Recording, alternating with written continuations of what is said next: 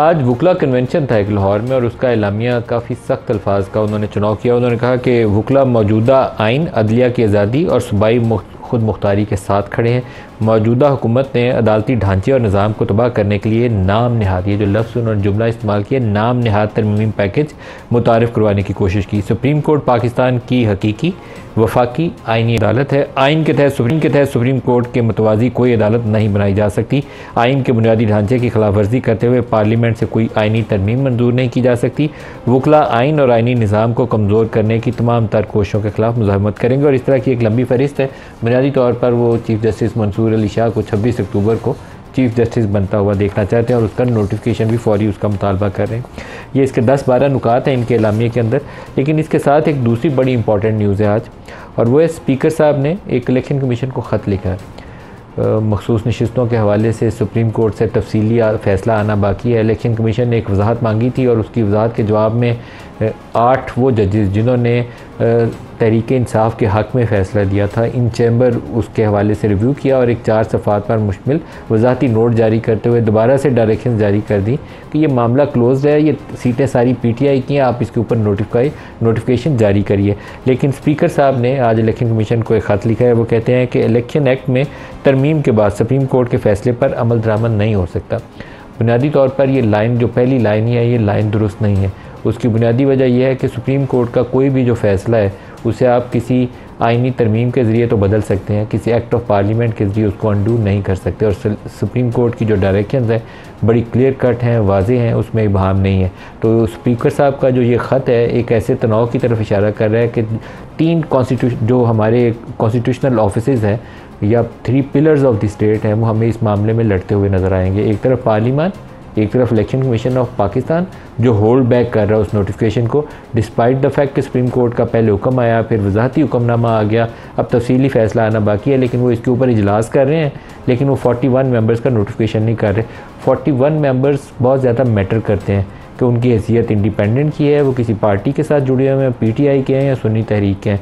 अगर वो independent consider करें तो जो मुजवज़ा आइनी पैकेज है उसके अंदर उनका वोट डलवा कर काउंट करना आसान है। अदरवाइज़ सुप्रीम कोर्ट के फ़ैसले की रोशनी में वो वोट अगर डल भी जाए तो काउंट नहीं किया जाएगा, क्योंकि वो 63 एक है कि मुतनाज़ा सा फ़ैसला जस्टिस बुंदियाल साहब करके गए हुए हैं। वो फ़ैसला फील्ड में है अभी तक, जब तक उसको रिव्यू करके रिपील करके ख़त्म ना कर दिया जाए उसकी रोशनी में किसी पार्टी का मेंबर अगर पार्टी लाइन की खिलाफ वर्जी करते हुए वोट करता है इस आइनी पैकेज के लिए तो वो काउंट नहीं किया जाएगा। तो अगर ये सूरत हाल हो तो फिर हुकूमत के पास तादाद पूरी करने के लिए कोई मैजिकल वांड नहीं, कुछ भी करना चाहें, कोई जादुई छड़ी लहराएं वो हवा के अंदर, लेकिन फिर भी 211 को 8 अगर JUI सपोर्ट कर दे, ये बिग गिफ है। अगर कर भी दे तो 219 पर पहुंचते हैं, 224 कौमी असम्बली में हम नहीं पूरे होते। और इसी तरीके से सेनेट से 55 से 60 JUI की मदद से हो सकते हैं, 64 फिर भी नहीं होते। तो ये एक बड़ा सवालिया निशान है। स्पीकर साहब कहते हैं कि इलेक्शन एक्ट 7 अगस्त को सुप्रीम कोर्ट के फैसले के बाद मंजूर हुआ। पार्लियामेंट का मंजूर करदा एक्ट सदर के दस्तखत के बाद नाफजुल अमल हो चुका है। आज़ाद अरकान किसी जमात का हिस्सा बन गए, इनकी वाबस्तगी तब्दील नहीं हो सकती। सुप्रीम कोर्ट का फ़ैसला अब काबिल अमल नहीं है। अब ये काबिल अमल नहीं है, ये एक ख़त के ज़रिए नहीं तय हो सकता, क्योंकि उसके ऊपर जो मुरवजा असूल व ज़ाबित है वो यही है कि सुप्रीम कोर्ट का फ़ैसला जो आ चुका है वो लागू होगा जब तक उसको किसी आइनी तरमीम के ज़रिए आप बदल ना दें, और आइनी तरमीम अभी हुकूमत लाने की पोजीशन में नहीं है। पार्लियामेंट की खुद मुख्तारी कायम रखते हुए मखसूस नशिस्तें अलाट की जाएँ। इलेक्शन कमीशन पार्लियामेंट के बनाए कानून पर अमल कराए, जमहूरियत और पार्लियामान की बालादस्ती के असूल पर अमल करें। इलेक्शन कमीशन का आइनी फ़र्ज़ है कि वो पार्लियामेंट के कानून का एहतराम करे। पार्लियामेंट की इलेक्शन एक्ट में तरमीम लागू हो चुकी हैं। आज हमारे साथ जो शुरा हैं बैरिस्टर दानियाल, वी होप कि हमें PMLN से शॉर्टली ज्वाइन कर लेंगे। सेनेटर रौन अब्बास बब्बी साहब पाकिस्तान तहरीक इंसाफ से, सलाउद्दीन अहमद साहब मारूफ मारे कानून हमारे साथ हैं, शर्जील मेमन साहब पाकिस्तान पीपल्स पार्टी से। सबको खुशामदीद कहते हैं। सलाउद्दीन अहमद साहब से स्टार्ट करते हैं प्रोग्राम का। सलाउद्दीन अहमद साहब अस्सलाम वालेकुम। वालेकुम अस्सलाम। और अब्बास बब्बी साहब, आपकी जमात जो है वो बेटर करने की बात कर रहे हैं, वो इसको कंस्ट्रक्टिवली इंगेज करना चाहिए इस प्रोसेस के अंदर। अगर ये कहें कि फ़ौरन हमने रिजेक्ट कर दिया, बात भी नहीं सुननी है, सारे चोर डाकू हैं, तो वो भी नेगेटिव अप्रोच है। आपको इंगेज करना है, इंगेज करके बताएं, हाईलाइट करें, सियासी जमातों से डिस्कस करें और उन इश्यूज़ को लोगों को बताएं कि ये प्रॉब्लम है। आप मुझे बताएं कि आपकी जमात क्या वैसे ही इंगेज कर रही है जैसे 18वीं तरमीम के वक्त आपके लोग इंगेज कर रहे थे? बिस्मिल्लाह। मालिक साहब, अगर चार्टर ऑफ डेमोक्रेसी में लिखा हुआ था ना कि जी आपने कॉन्स्टिट्यूशन कोड बनाना, हमें इस पे इशू कोई नहीं था। पिछले 10, 12, 14 साल पहले ये चार्टर ऑफ डेमोक्रेसी आया था तो आप कर सकते थे। हमें इशू इसकी टाइमिंग के ऊपर है। पिछले 2.5 साल से पीडीएम की गवर्नमेंट बैठी है, पहले कॉन्स्टिट्यूशन कोड क्यों नहीं बनाए गए, ये अमेंडमेंट की जरूरत पेश क्यों नहीं आई। अचानक यानी कि 1 महीना जब चीफ जस्टिस पाकिस्तान को रह गया सस्पेंड और रिटायरमेंट होने से पहले, उस वक्त आपने अचानक दिन रात मेहनत करके रात को ये चीज़ चेंज करवानी थी। इसके पीछे आपकी मैलाफाइड इंटेंशन नज़र आती है। हमारा ये था कि अगर आपने ये प्रोसेस रन करना भी है तो उसके लिए एक प्रोसेस है। आप पार्लियामान में लाएं, सेनेट में लाएं, कौमी असम्बली में लाएं, आप इसके लीगल कमेटीज़ में लाएं, हम अपना इनपुट देते। लेकिन आप अगर 1 बाय 1 अभी इसमें 3-4 मुसवदे मार्केट में आ चुके हैं, अगर आप इसमें से कोई एक मुसवदा भी उठा लें जो भी मार्केट में नून लीग ने फ्लोट किया हुआ है या जो इनको पकड़ाया गया फ्लोट करने के लिए एटलीस्ट, उसमें से हर चीज़ आपको उस पर नज़र आएगी कि सुप्रीम कोर्ट की मतवाजी की अदालत क्रिएट की जा रही है कि, और वेरी फ्रैंकली लेट्स नॉट मंच वर्ड्स फॉर इट जी। इसकी वजह से अगर आप देखें तो आपको शिकों में एक बड़ा जबरदस्त किस्म का वन साइडेड एक आइडिया नजर आएगा। यानी कि क्या, सुप्रीम जुडिशियल काउंसिल का हेड कौन होगा? फेडरल कॉन्स्टिट्यूशन कोर्ट का chief justice. Appointment of Islamabad high court या बाकी हाई कोर्ट जजेस की जो कमेटी है उसको चेयर कौन करेगा? Chief justice federal constitution court. उनके जो ट्रांसफर पोस्टिंग्स है, यानी कि इस्लामाबाद हाई की ट्रांसफर पोस्टेड नहीं हो सकती, उनको ट्रांसफर बाकी कोर्ट्स में किया सकता है, वो कौन करेगा? Federal constitution court. Election related issues को कौन सुनेगा? Federal constitution court. पार्टीज को किसको ज्वाइन करनी है, इंडिपेंडेंट लोगों ने किसको ज्वाइन करना है, पार्टीज के साथ क्या होना है, उस सारे इश्यूज कौन देखेगा? Federal constitution court. हर वो चीज जो इस वक्त आपको कहीं ना कहीं से पीटीआई रिलेटेड, एजेंडा रिलेटेड नजर आ रही है, वहां आपको फेडरल कॉन्स्टिट्यूशन कोर्ट नजर आएगा। ये इनकी जो मैलाफाइड इंटेंशन, हमें इस पर एतराज है। अगर आप वैसे प्रोसेस रन करना चाहें, अभी इलेक्शन जो अमेंडमेंट एक्ट की बात कर रहे हैं बार बार, जो ये जिसकी आज ये इन्होंने लेटर स्पीकर साहब ने इशू किया है, इसको देखिए पिछले 1 महीने पहले जब इसको रन किया गया था तो उसका जो प्रोसेस इतना फ्लॉड था कि हम सेनेट में पहुंचे हैं जी और एग्जैक्टली 5 मिनट बाद वो बिल पास हो गया। किसी को कुछ पता नहीं, किसी कमेटी में नहीं गया, कुछ नहीं किया। आज बैठे बैठे अचानक जारी करी कि सुप्रीम कोर्ट जो ऑर्डर आया उसमें उन्होंने खत वाले इशू को भी थोड़ा बाद में रखते हैं। बप्पी साहब आप बताइए, उसी लाइट के ऊपर क्या ये खत लिखने की गुंजाइश मौजूद थी या सुप्रीम कोर्ट के फैसले के बाद अब इसकी गुंजाइश नहीं थी?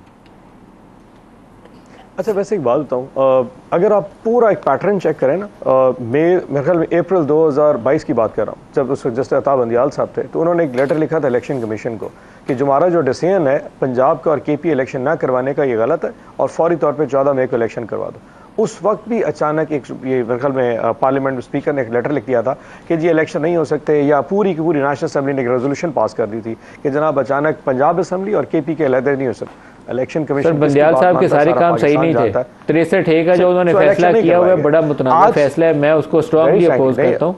वो गलत फैसला था। That amounts to rewriting of the constitution.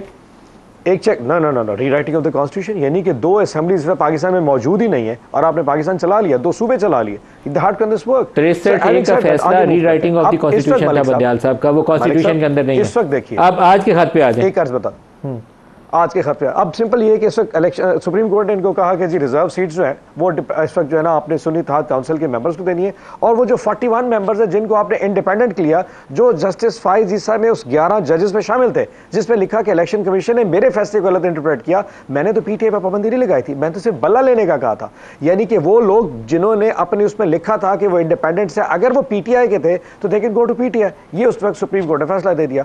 1 महीने से इस वक्त जो इलेक्शन कमीशन घुमाई जा रहा है, आखिर फिर इलेक्शन कमीशन ने कहा कि आप जरा फैसले को तशरीह करेंगे। उन्होंने तशरीह करके बता दिया कि 41 इंडिपेंडेंट मेंबर्स जो हैं वो पीटीआई के तस्वुर की जाए, और अगर मौलाना साहब किसी तौर पे इनकार करते तो इन्होंने कड़वा घूट भर के इन पीटीआई के 41 लोगों में से उन 6 लोगों को पेश करना था, आओ भी आप हमारे हक में वेट करो और फ्लोर क्रॉसिंग, ताकि डिस्क्वालीफाई भी ना हो और फ्लोर क्रॉसिंग करवा दी जाए। ये जो पर्पस सर्व हुआ है, इसके ऊपर अचानक आके आज जनाब स्पीकर साहब ने लेटर लिख दिया कि जनाब आप नहीं कर सकते, क्योंकि हमने 7 अगस्त को लॉ पास किया था, उसमें जो है ना फ्लोर क्रॉसिंग तो खैर पता नहीं थी, लेकिन पॉलिटिकल पार्टीज में जिसको अपना वो एफिडेविट साइन करके दे दिया है वो उसी जमात का हो जाएगा। आप इसमें इनकी इंटेंशन चेक करें। इस अमेंडमेंट के अंदर आपने आर्टिकल 63 की अमेंडमेंट भी लिखी है कि फ्लोर क्रॉसिंग अगर इन केस पीटीआई के लोग हो भी जाए, फ्लोर क्रॉसिंग में वोट काउंट होगा, डिस्क्वालिफिकेशन भी हो सकती है, और अगर डिस्क्वालिफिकेशन तो किसके पास आएगी? फेडरल कॉन्स्टिट्यूशन कोर्ट के पास। फेडरल कॉन्स्टिट्यूशन में कौन बैठा होगा? इनका हैंड पैक बंदा, और वो फिर क्या करेगा? नहीं यार 6 लोगों को माफ कर दिया जाए, इनके तो इलेक्शन कमीशन में जो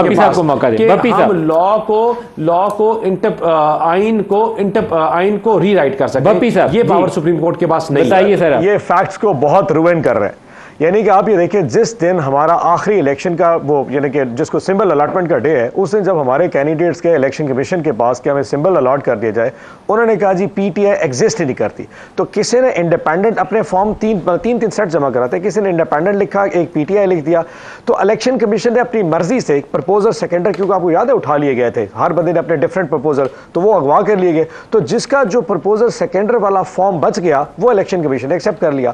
किसी का पीटीआई वाला एक्सेप्ट हो गया और किसी का इंडिपेंडेंट एक्सेप्ट हो गया। सुप्रीम कोर्ट ने फैसला दिया कि 39 लोग ऐसे हैं इनमें से जिनका पीटीआई का जो इलेक्शन कमीशन में नॉमिनेशन पेपर था वो एक्सेप्ट हो, तो वो पीटीआई हो गए, बाकी बच गया 41।